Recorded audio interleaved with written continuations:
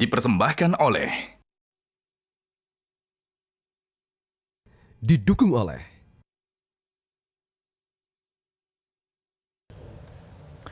beredar sebuah video di kota Cilegon, Banten di mana para pengusaha lokal dan diduga juga diikuti oleh sejumlah ormas mendatangi salah satu proyek yang cukup besar di kota Cilegon, yaitu di kawasan industri Ciwandan.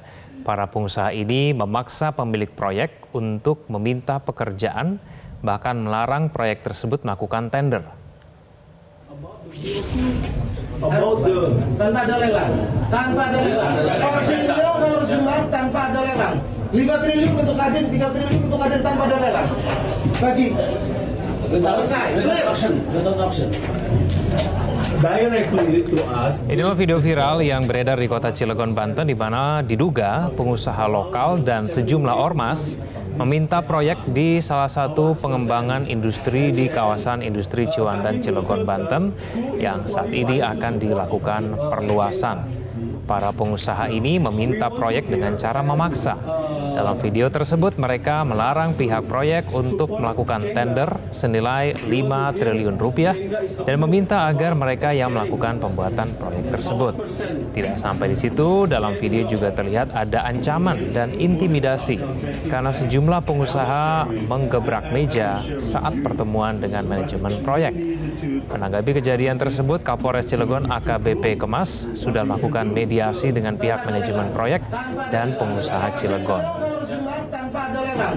5 triliun untuk Kadin, 3 triliun untuk Kadin tanpa ada lelang. Bagi selesai.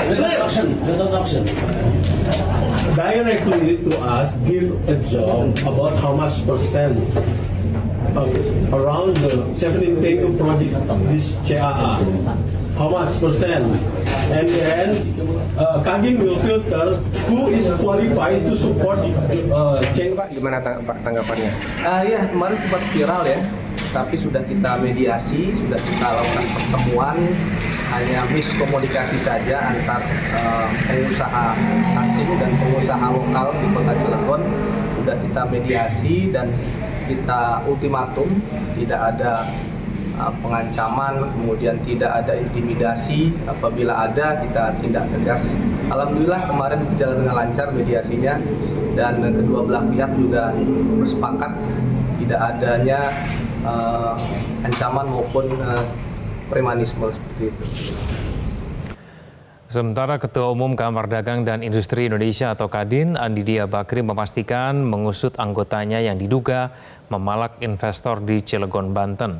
Pihaknya akan membentuk tim verifikasi dan turun langsung ke lokasi. Itu menginginkan kepastian hukum dan tidak ingin ada tindakan-tindakan yang melawan hukum dan juga represif.